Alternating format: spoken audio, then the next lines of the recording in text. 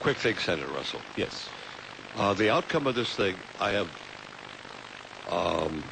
it's going to happen this way.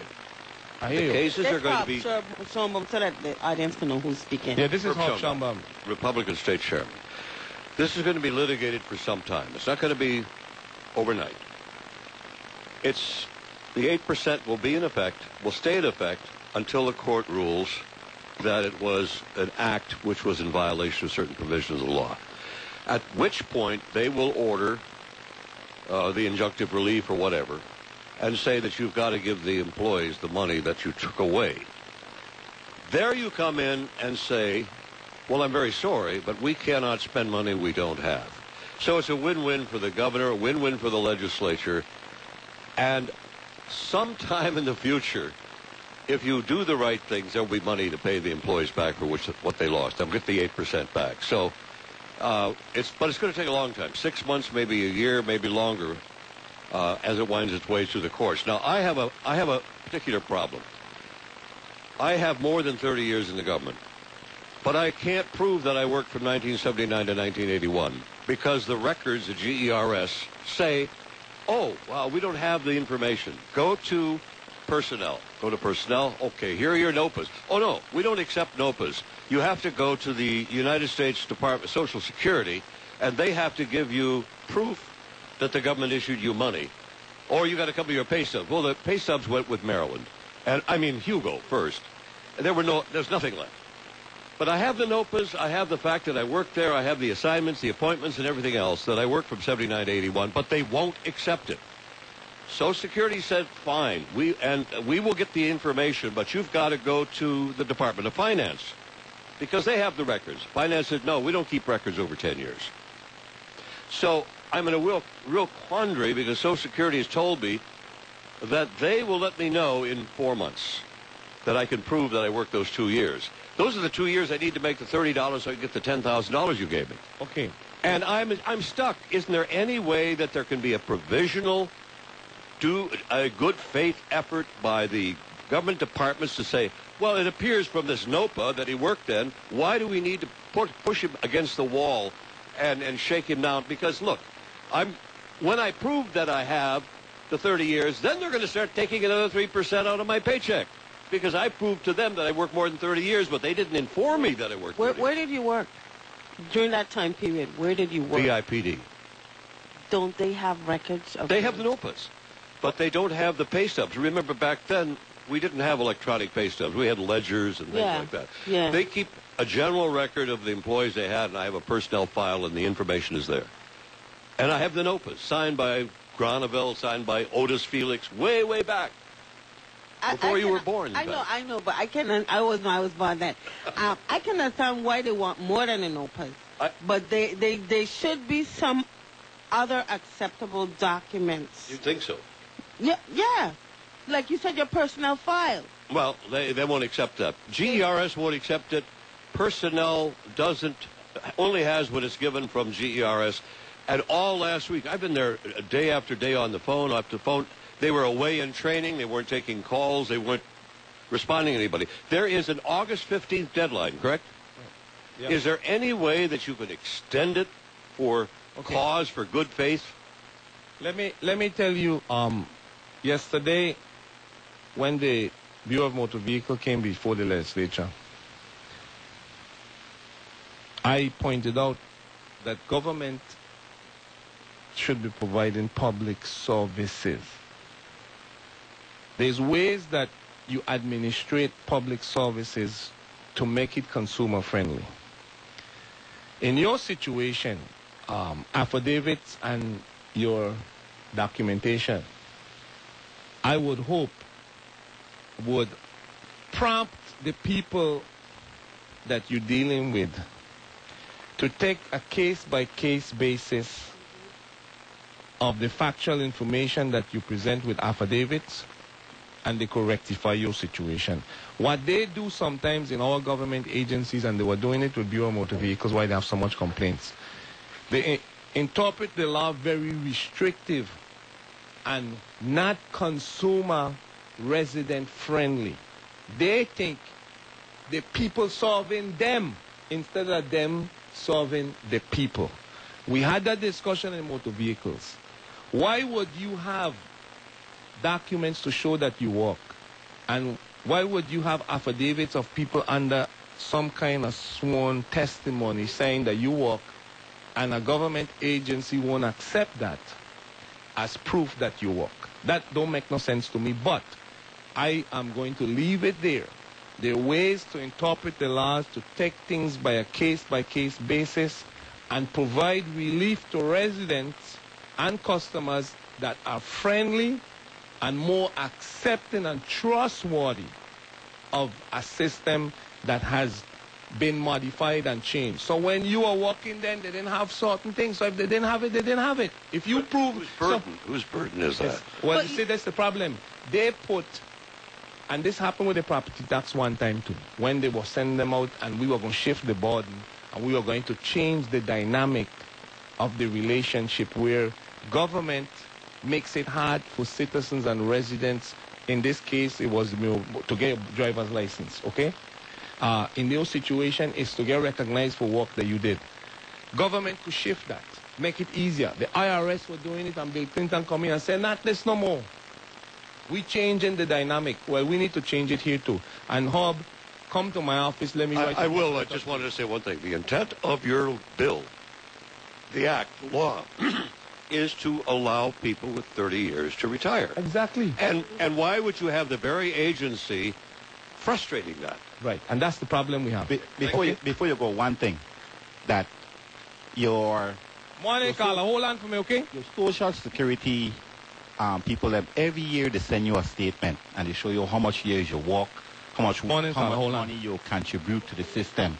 Why the retirement system cannot use that? Why they say that that is not a document that they can use? And it shows you that you work from 1982 to 2002, and they're saying, oh, we can't use that. But if you need to find a document stating that you work in a particular agency, they're telling you to go to Social Security, fill out a form, and they will find out where you work, and then they would honor it. Right. I think this is just a restrictive interpretation of law that we could correct. Come to my office, Hub, because we write letters for you. Good morning, Carla. Pleasant good morning. This is the Crucian Educator. Yes. Okay. How are you doing? Let me say I appreciate this talk show you're having. I want to first comment on what Herb was saying. Yeah. I share his sentiments and predictions, and I will elaborate more on that. Oh, about the cases? Yeah. Yeah, well, once you deny the TRO, and I'm sure they... Yeah, but I don't want to elaborate on that, because I want to go through this, has been what you updated. introduced with. What? The healthcare? Health staff, right? Yeah, go ahead. And that would be equivalent to the CEO of the hospital? No. That's a different position. Yeah, it'd be different, because I'll tell you why. The vision that I developed over a period of time is that preventative health and a lot of the services that the Department of Health provides should be under one umbrella linked to acute care that comes with the hospital. Right now we don't have a health czar, right? No. We have the CEO. Well, the CEO is of the hospital. Right. Okay. And I don't mind having a hospital administrator, you know. Okay. But a hospital administrator can't function as a health czar. I want to offer my suggestion. Please do. I hope you will consider them, because you didn't consider mine when it came to the 8% cut across. Why can't we consider everybody? How you could say that? The thing was that we had opposition to all of the different scenarios, and we had to come up with something that would save people jobs. Y'all did what y'all had to do. Yeah, okay? man. I'm not knocking the senators for doing what they said was best. Right. Now, I think as far as the CEO or health czar, the board should consider waiving some of the education requirements essentials in lieu of a person who has served in the hospital for numerous years. I support your sister. She should have get a job. That's straight up. No, you got to say I don't because she... No, I'm not thinking I like done that. with that. I could say that on the radio because I believe Miss Plaskett was doing a great job, and I'm not sure that, you know, I'm not sure. Well, the board has certain educational requirements, and she is highly educated and committed to the job, and I think also she was doing an excellent job. However, Right. The thing is, right, that structurally, the design that I observe now, to me, it's not the most productive. Okay, and but I what don't I'm know. saying, though, Tell, is go the ahead. board should have some clause in their hiring requirements concerning someone experiences at the hospital. But Carla, most hiring requirements allow for experience, years of experience in related or similar jobs or assignments to So why were the board looking for someone else to substitute for education? Well, That's let me say this to you. My problem with a board structure that is supposed to have oversight and authority, and then having them hire the CEO, and to me the board is to me a politically charged board, because the appointments to the board come from the governor. It don't work. With the advice and consent of the legislature. The boards, the advice and consent. The point I am making is that the commission that selects a CEO, okay? So are you saying, excuse me, are you saying like the board of election, they are elected? No, not elected, but this is what I'm saying. No, I'm asking you. No. How would you change the process then? Because you're appointed. I think that you have a commission like how the district court does it when they're selecting the magistrate, and how the federal government has it, that a commission is formed to select somebody. They don't have no oversight. The members of the commission. The members of the commission will be selected by the various heads of the branch of government, not just one person, and various other entities. Like, for example, you want to hear? Yes, sure. Okay. The governor, for sure, have to have an appointment to the commission. The president of the legislature, okay? The Nurses Association, whoever it is, who deal with healthcare, should have one. The doctors should have one. The community, in terms of some type of business acumen, let's say the Chamber of Commerce, and let's say the judiciary. I'm giving you a composite. Everybody select a person to put on a commission, and this commission, you select good people, will now have the authority to hire a czar. And the czar would be given by statute the length of time that they serve in that position, and they could be removed by the governor, because you want to give the governor authority, and they could remove for cause, but they're given an authority to run it outside of politics, so that you get a commission that's set up to pick the best person to run it.